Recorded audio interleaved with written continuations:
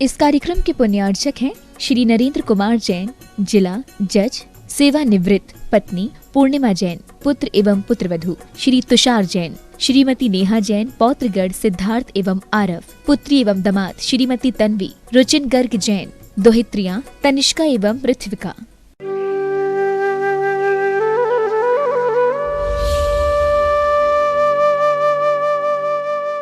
भाई लोक व्यवहार के काम तो लोक व्यवहार के ढंग से चलते हैं।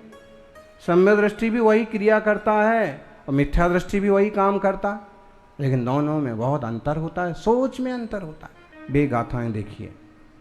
पंथे मुसंतम पश्चिदूण लोगा भणन्ति व्यवहारी मुस्सदीसो पंथो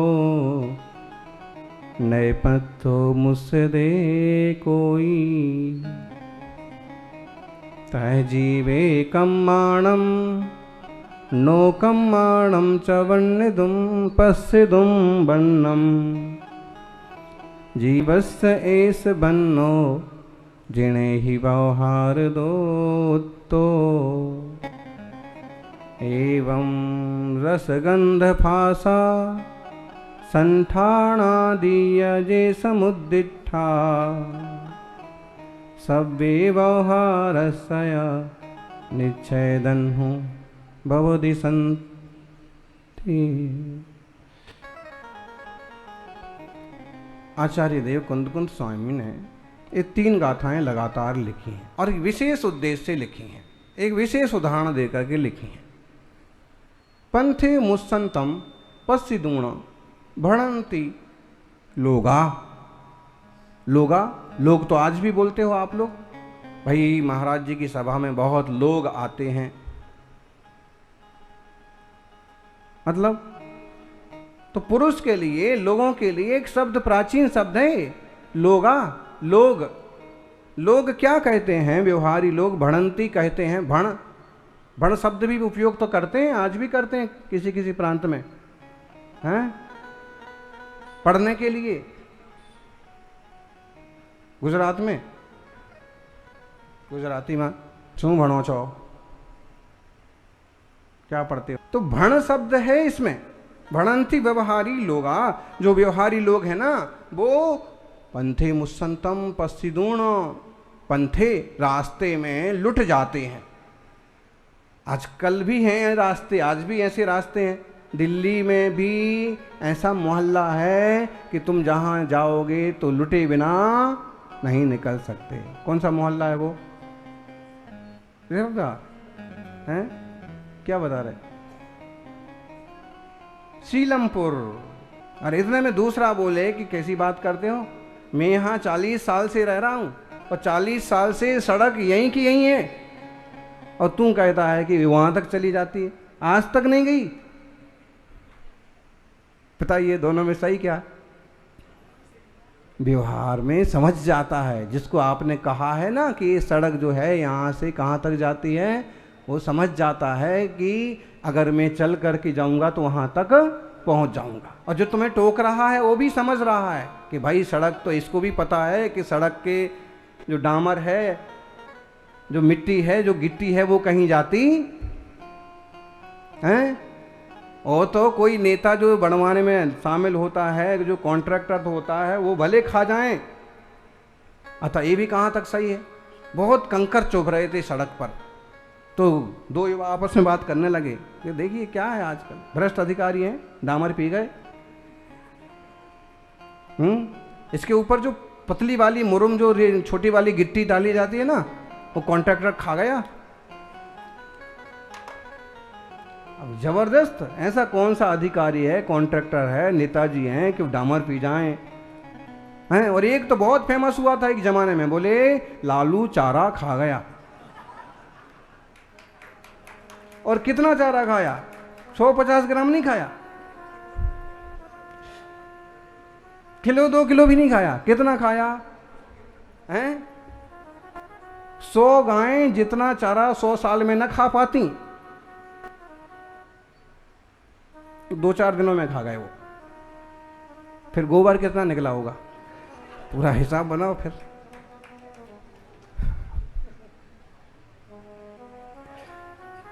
तो लोग जो अखबार में लिख रहे थे, लोग जो आपस में बात कर रहे थे, नेता जो एक दूसरे पर छीटाकशी कर रहे थे, वो भी समझ रहे हैं कि भाई ये जो है ना, ये घास नहीं खा सकता है। फिर भी कहा क्या जा रहा था, आज भी कहते हैं कि एक जमाना था जब इन्होंने इतनी घास खाई थी, चारा खाया था, चारा खाया था, चारा घोटाला हुआ था ना, कितने का हुआ था? 700-800 करोड़ का चारा और खा गए।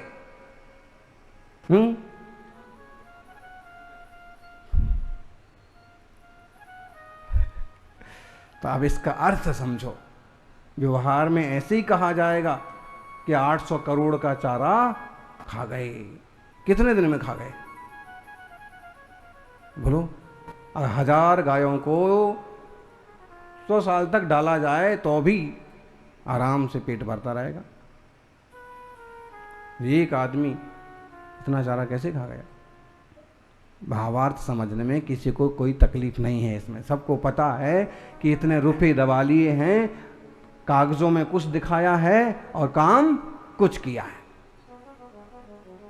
व्यवहार इसी ढंग से चलता है, इसी ढंग से समझा जाता है।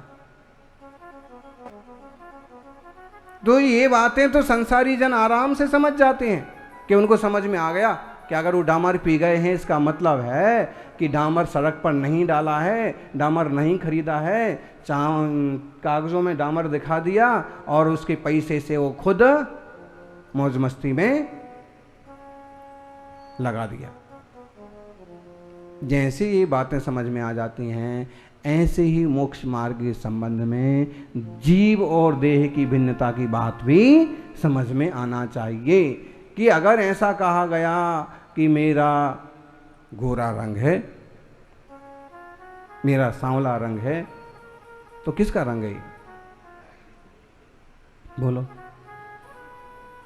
देह का है, चेतना का नहीं है। बलभद्र इतने सुंदर थे, है ना? कृष्ण जी के भाई भी बहुत सुंदर थे। अकेले कृष्ण जी सुंदर नहीं थे, वो तो सुंदर होने के साथ साथ चालाक भी थे। एक बांसुरी बजाते थे तो गोपियां क्या और गायें क्या सब दौड़ी चली। शक्तिशाली थे, नारायण थे। लेकिन बलभद्र भी कोई कमजोर नहीं थे। और फिर वो आगे वाला किस्सा जो लोक में बहुत कम सुनने को मिलता है कि जैसे ही कृष्ण जी का देहावसान हुआ, देह विसर्जन हुआ, कैसे हुई बोलो? योगेश्वर कृष्ण की मृत्यु कैसे हुई थी माताओं? धरी जरत कुंवर के हाथ मौत गिरधर की, है ना? वो गीत है ना? क्या है गीत? राई घटे न तिल बढ़ने का, लिख दिया विधाता लेख नहीं मिटने का। कर्म का जो लेख बन गया है, बना हुआ है, आश्रयबंध किया हुआ है, वो ऐसे ही नहीं मिट जाता है, भोगना तो पड़ता है। तो भाई जरत कुंवर के हाथ मौत गिरधर की, पूरा कथानक पढ़िए आप।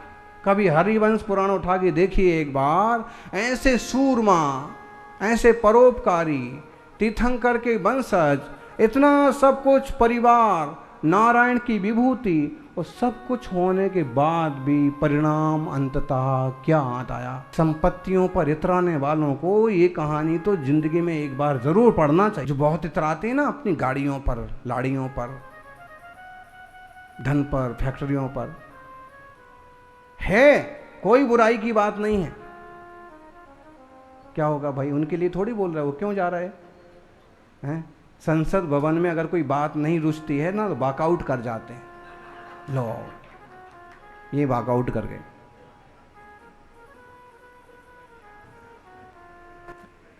हाँ, वॉकआउट सुनना ही नहीं है ना, क्या चर्चा हो रही है। खैर, समझो,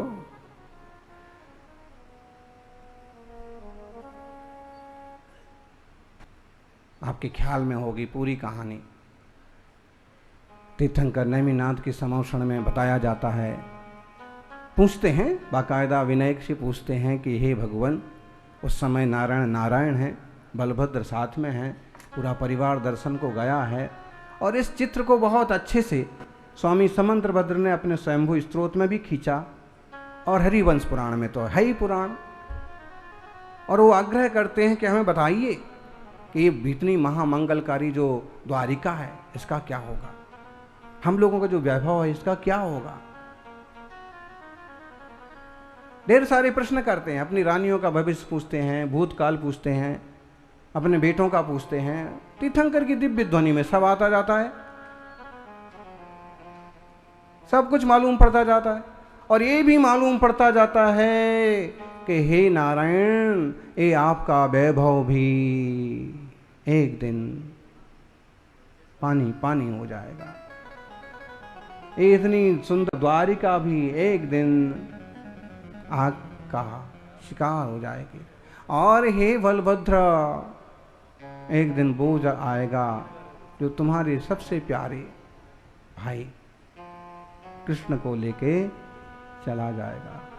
सारा भविष्य मालूम पड़ गया, और सारा भविष्य फल मालूम पड़ने के बाद भी देखो तो व्यवस्थाएं भी बनाई।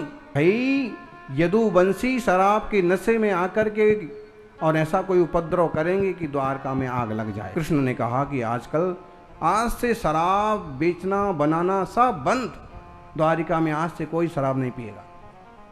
शराब का मतलब एक तरह का आसव भी होता रहा है, एक तरह का। और जैसे आज सब तरह के आदमी हैं, उस समय भी कुछ ना कुछ शौकीन लोग तो होते ही हैं। आज भी देख लो, घर में माँ की 2 प्रतिमा हैं, दादी की 2 प्रतिमा हैं, और पोता बियर बार का चक्कर लगा के आ जाता है। अब क्या किया जाए, दादा परेशान हैं कि मैं रोज अभिषेक करने जाता हूं, और ये पोता है समझने को तैयार नहीं। एक ही घर में सबके एक जैसे परिणाम मिलते हैं क्या?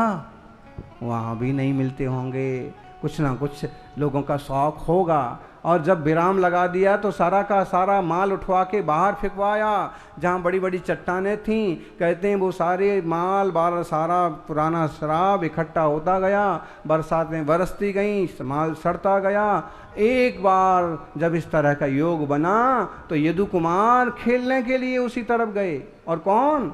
वही शंभू कुमार वगैरह जो गिरनार की दूसरी टोंक से मोक्ष गए। भाई युवाओं को होता है शौक, इतना बढ़िया माहौल है, चलेंगे खेलेंगे। और प्यास लगी तो पानी समझ के पी गए, और पानी तो था वो, लेकिन वो ऐसा पानी था कि जिसमें बरसों से महुए और उस तरह की चीजें इकट्ठी हो करके शराब का रूप धारण कर। वहीं द्विपायन तप कर रहे थे, फिर वहीं उनने चिल्ला चौंट चालू कर दी, गाली गलौज चालू। ये द्विपायन, अच्छा तो नेमिनाथ भगवान ने इन्हीं के लिए कहा था कि हमारी द्वारिका को आग लगाने में निमित्त बनेंगे। वाह, ये आग लगाएंगे, ये क्या आग लगाएंगे? अपन इनका हाथ पांव तोड़ देंगे, सिर फोड़ देंगे। गाली देने लगे, मजाक करने लगे, इतना उपद्रव किया कि तंग आ गए वो द्विपायन मुनि, और इतने परेशान हुए कि उनकी शक्तियां प्रकट हुईं। कहते हैं उनको इतना 2 तरह से कहानी आती, इतने पत्थर मारे कि वो मरण को प्राप्त हो गए, क्रोध करते करते मरे, अग्नि कुमार देव बन गए, द्वारका में आग लगा दी गुस्से गुस्से में। क्या हुआ? और फिर वो बात भी हो गई।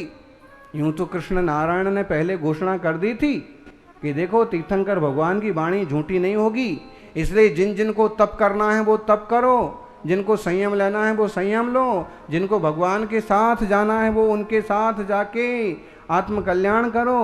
भाई मैं तो कहीं जाने वाला नहीं हूँ, तुमको जाना है जाओ। रानियों को आज्ञा दे दी, अपने भाइयों को आज्ञा दे दी, प्रद्युम्न कुमार को भी आज्ञा दे दी, जिनको जाना था, जिनकी तपस्या की इच्छा थी, खुद नहीं गए, उनके मुंह में बलभद्र भी नहीं गए। और फिर जब वो आग लगी सब कुछ धूं धूं जलने लगा। कहते हैं कि ऐसे सूरवीर पुरुष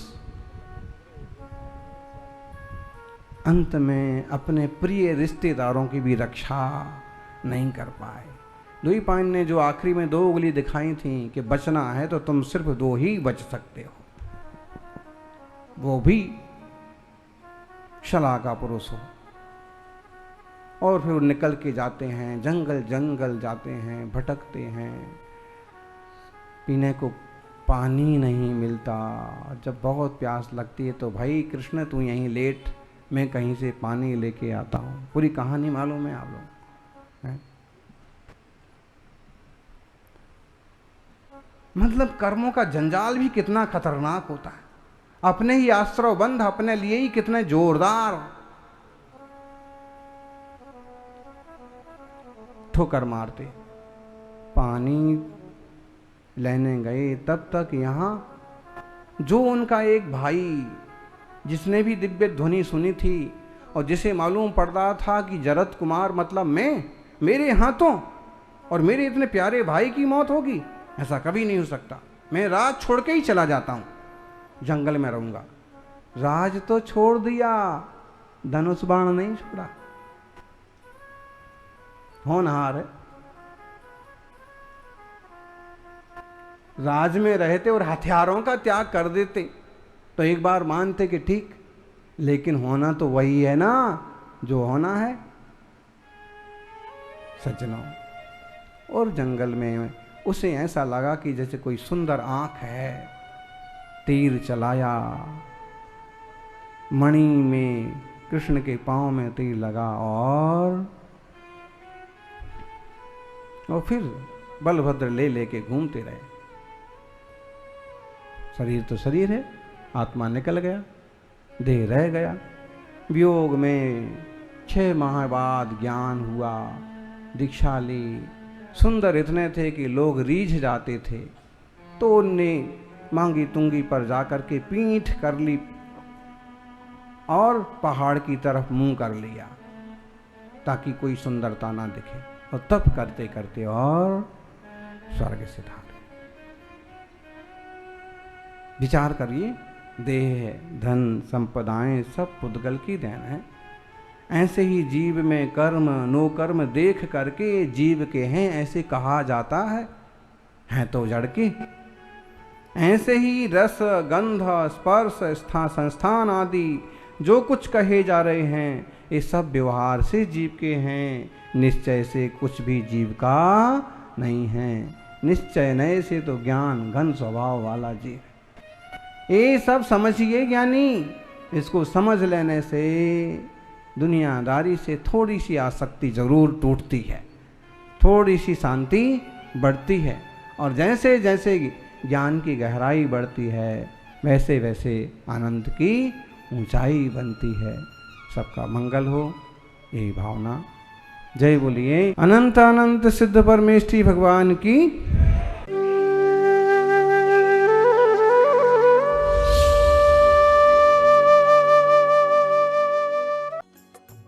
इस कार्यक्रम के पुण्यार्चक थे श्री नरेंद्र कुमार जैन, जिला जज, सेवानिवृत्त, पत्नी पूर्णिमा जैन, पुत्र एवं पुत्रवधू श्री तुषार जैन, श्रीमती नेहा जैन, पौत्रगढ़ सिद्धार्थ एवं आरव, पुत्री एवं दामाद श्रीमती तन्वी, रुचिन गर्ग जैन, दोहित्रियां तनिष्का एवं ऋत्विका।